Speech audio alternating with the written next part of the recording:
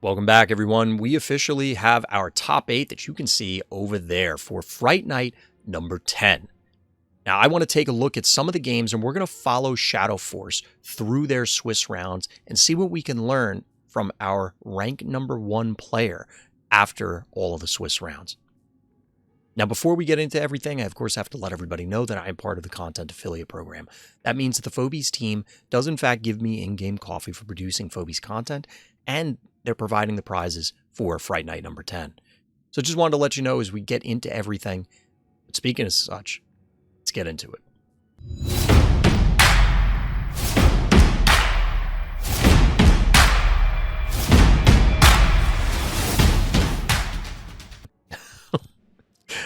Little dancing pumpkin action in chat, but we are here with Shadowforce versus CATMADD here on... I was looking at chat, distracted by the pumpkins. This is Phasmophobia, right? This is the map that I'm very curious because we were talking about this the other night, and it seems as though this map is exceptionally difficult, just adjusting the mic in case there's ambient noise. This is the map that seems very difficult going second. This is a very difficult map to go second on, and we do see CATMADD, interestingly enough, aggressively pushing forward with the Gravedigger. And I do like this because then you're in this position to threaten something right away, at least hypothetically. However, of course, Shadowforce can respond. You can't safely take this point, so maybe it would have been better to just break this and then get the Terraform back faster. Maybe. This map and the last one look very similar.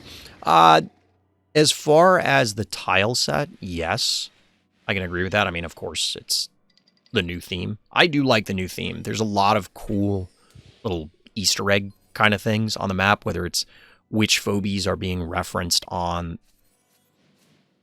these tombstones, headstones, I guess you can call them that. I'm not really sure if these would qualify.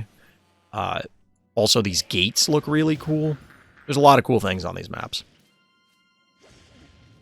Pop goes the Gravedigger. This is exactly what I was afraid of. The intent with the block was to try and set up some ounce of defense in order to prevent this, but like just got knocked off there. Attractor repositioning. So this was round 4, by the way. This was round 4. Shadowforce went 5-0 in the Swiss, so that means CATMADD at this point was either 4-0 or 3-1. I'd have to double check.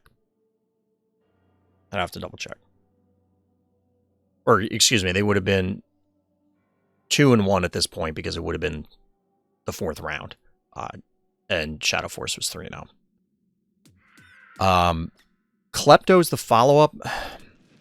Panic point advantage Shadowforce, getting some free damage on the heart here. So the Phobies are really small, the gate's massive. Officially, there's no indication, like there's no scale for Phobies, because I asked this question a long time ago with the office-looking maps.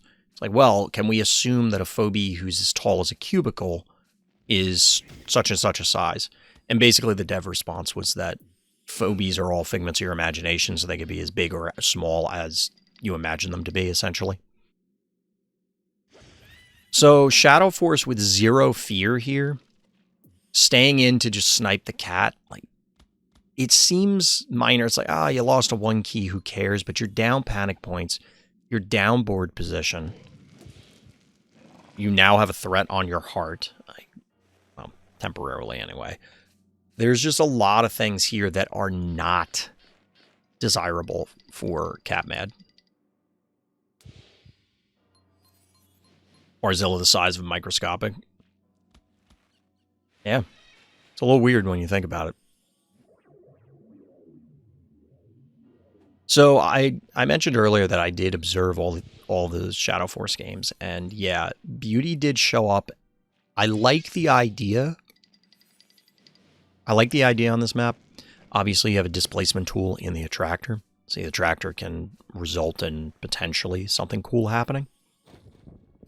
We also got this Smother Mother. This was the game I alluded to earlier, where it kind of felt like Shadowforce was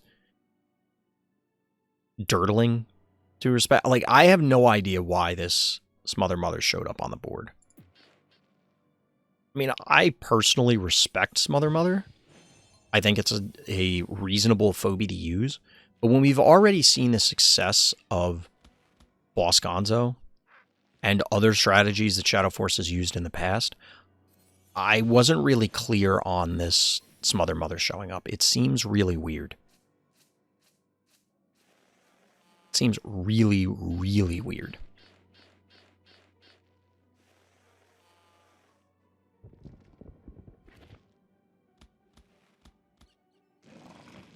Now, at this stage, Shadowforce technically has all the time in the world. 1, 2, 3, 4, 5, 6, 7. Maxed out on Phobies, so Shadowforce has banked all the way up to 14 keys. CATMADD, 10 available.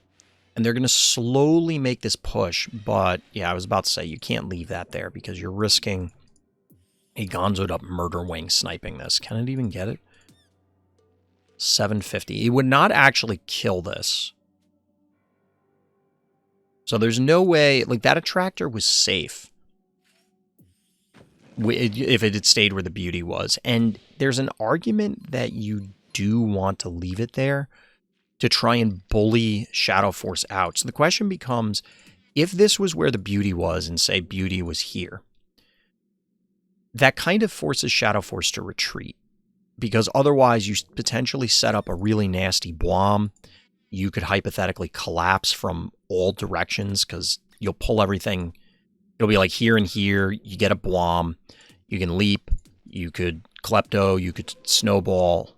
There's a lot of mean things that could happen. Tractor is 900 health. Yes, it is. One of the nerfs that I would like to see for a Tractor is, assuming that we're never going to get reworks and stuff, I would like to see a Tractor get its health reduced so that it could be one-shot by Ray Chargels. It simultaneously buffs Ray Chargels and gives people a viable Attractor counter. And Ray Chargels is fragile enough that it's like, okay, now as the Attractor player, my priorities must shift to trying to pull the Ray Chargels to kill it and then set everything up. Get a quick pick in the middle, but of course get the replacement. I think trying to understand why Smother Mothers show up is like trying to understand like half of my unit summons. And if you see what I mean is that I often end up making your brain melt by summoning a phobie. Don't seem useful at all. I don't, like I said, I don't think that Smother Mother is bad. I think Smother Mother, like, I rank Smother Mother higher than I think a lot of people do. However,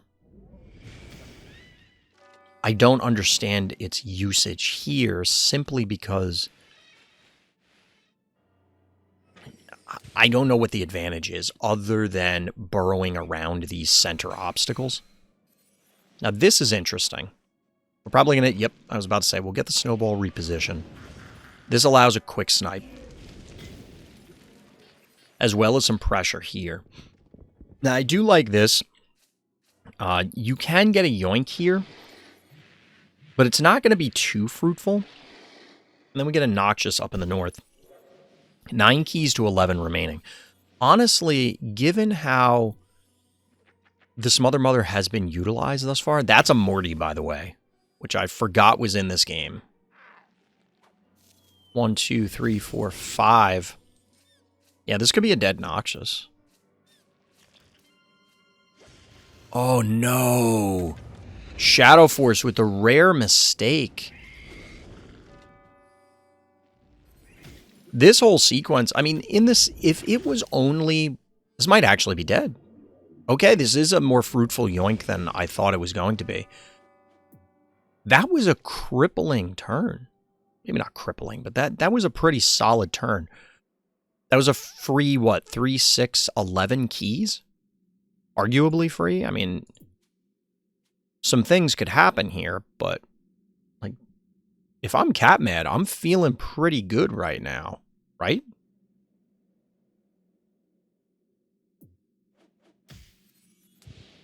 Get a little oh no going.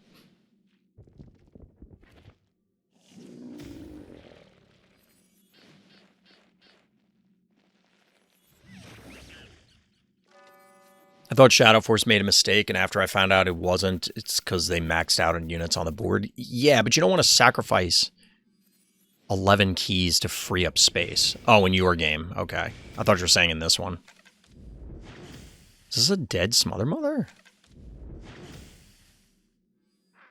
Oh, I don't know about that one. Ah, this one doesn't feel good. I don't like this turn. I don't like this turn.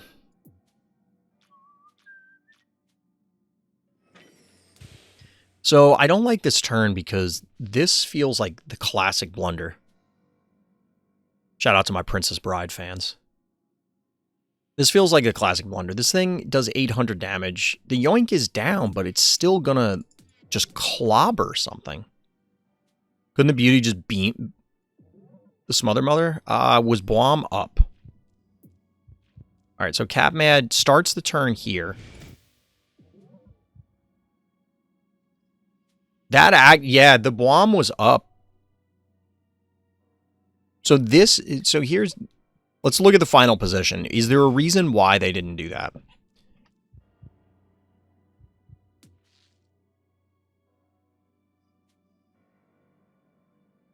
Well, the beam can't go that angle, but they started the beauty on the, like, in this position at the start of the turn. So they could have moved to the panic point and then blommed this and this.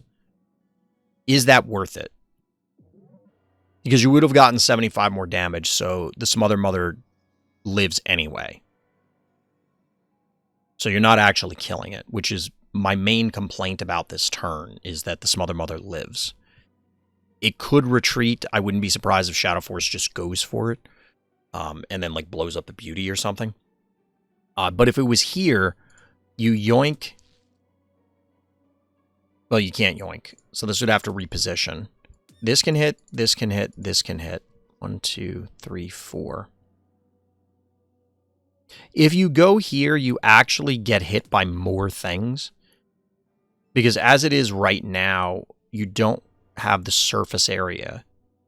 No, you do, because you can go here. Never mind. So you get hit by the same amount of things. At least from this. The Gonzo would be an additional hit.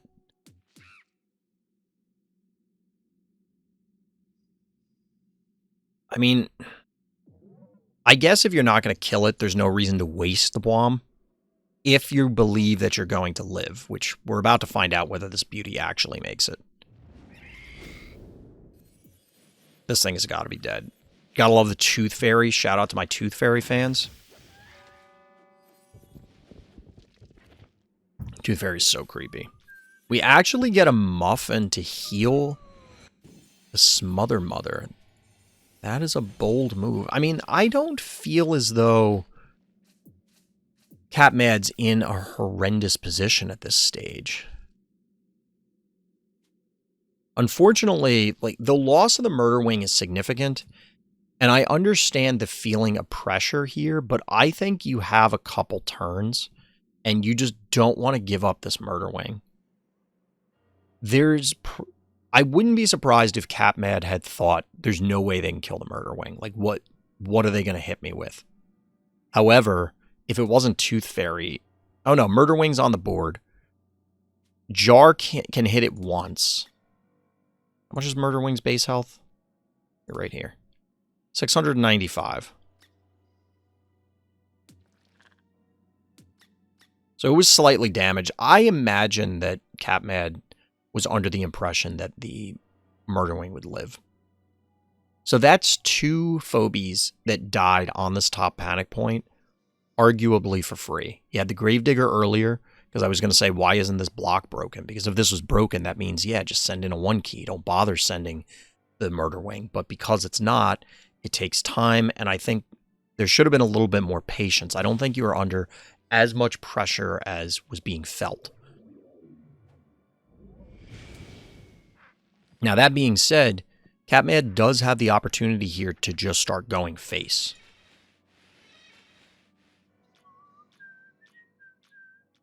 And to be honest, I think that 1, 2, 3, 4. 1, 2, 3, 4. Okay. Did this have enough damage to live through this? Because if it did, I feel like this should have gone down here just to get another hit, bait in the Crabula. Well, the Crabula could have gotten gonzoed, so yeah, this is fine. I mean, it could still get hit, but I think CATMADD could try a Total Heart Rush. I don't think there's enough damage, but it is possible. It is possible, because the thing is that Shadowforce could claim the panic points on the way down. But I think it's not unreasonable. As it is right now, CATMADD's kind of not committed to anything in particular, and then all of a sudden, that board that they had feels like it kind of just disappeared. And now they feel on much more even footing. Admittedly, Smother Mother is so weak that it's going to go in and die.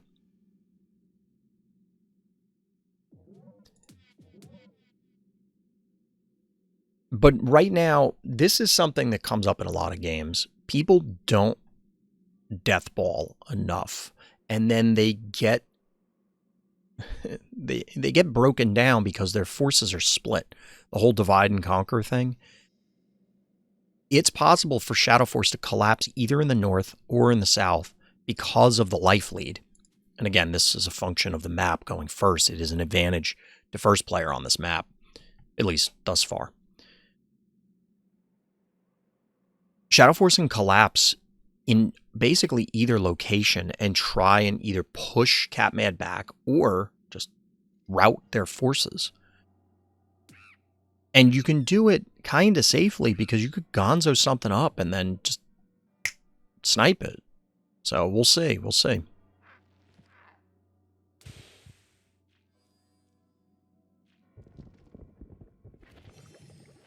So Smother Mother is now on the spa. It can be bombed, but that's not...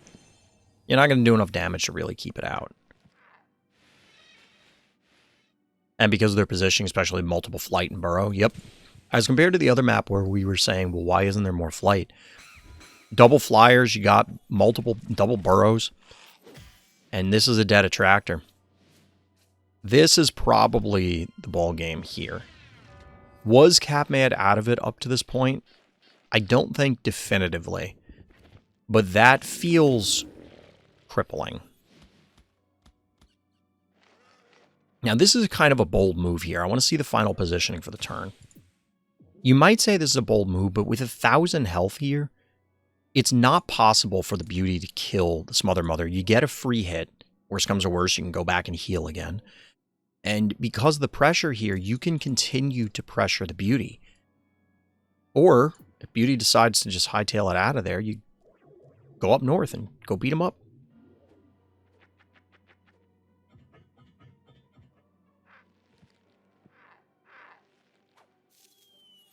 I actually liked a lot of what CATMADD had done in the early and mostly the middle parts of the game, but now as we're getting towards the back end of the game, it's kind of just slipping through their fingers, feels like.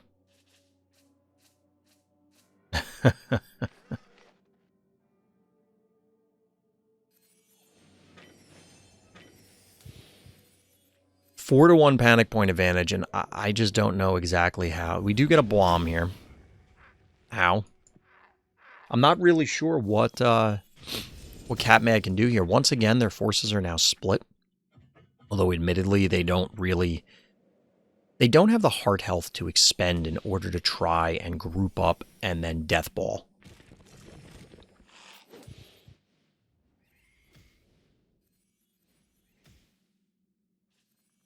I assume that's supposed to be CATMADD, and it's some weird autocorrect.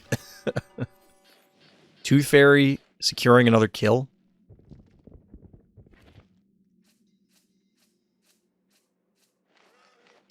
Yeah, this was one of the games where, I'll be honest, this did not look good for Shadowforce early on. People may disagree with me that, Shadowforce had this in the bag the whole time. It did not look good. I don't think the trades for Shadowforce were looking great early on. But Shadowforce didn't just throw in the towel, didn't go into the tank or whatever idiom of choice you happen to have, and was able to pull this back. I think I don't want to say it was a full throw, but it definitely feels as though CATMADD let this one slip away and didn't have to. It didn't have to be this way. And I think that CATMADD may be kicking themselves after this game. Do you only go with the guy without a heart? Or oh, you're asking if Jill? Yeah, Ted was the only one here. No Jill in this particular game. We did see Jill and Ted in a different game. But this one, I don't know why Shadowforce chose to get away from the Boss Gonzo synergy. But it definitely felt like Shadowforce was off their game to a degree, because this did not look as clean early on. Now, I could be wrong. Maybe this was all, like, I can't appreciate the high play skill. It's possible. But it just felt like CATMADD was in the driver's seat and then kind of said, Shadowforce, take the wheel. You don't want to do that while you're driving. That ends poorly.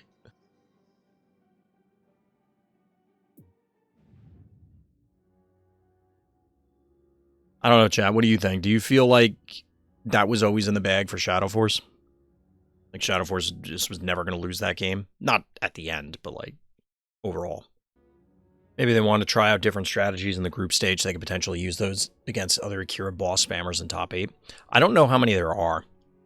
Don't get me wrong, I don't begrudge Shadowforce for trying out different strategies. If we make the assumption that, well, that's the thing, Master Dark, is that was round 4. Shadowforce went right back to Boss Gonzo in round 5, so I wonder if the thought process was like, that last game looked like shit. I'm not doing that again. I'm going back to the well. But along the same lines, to Irk's point, there's an argument that, hey, you can't get better at strategies unless you use them. You can only theory craft so much. You need to be in the moment and doing it. And if that happens, and you're trying to do this for the first time in the finals, that can be an issue. So trying it here, it's like, well, I have a loss to play with. If I throw this round, I win the next one. To be honest, Shadowforce probably would have made it in on breakers anyway, if they went 3-2, which probably wasn't going to happen. But, like, you get the idea. There is a game at least to play with. It would have been safer to do it against Man in Yellow, because at 4-1, you're guaranteed. But it's interesting, especially when taken in the context that it was like Boss Gonzo, Boss Gonzo, Boss Gonzo, Smother Mother, Boss Gonzo. I'd love to hear from Shadowforce to find out, like, what the thought process for why on that map.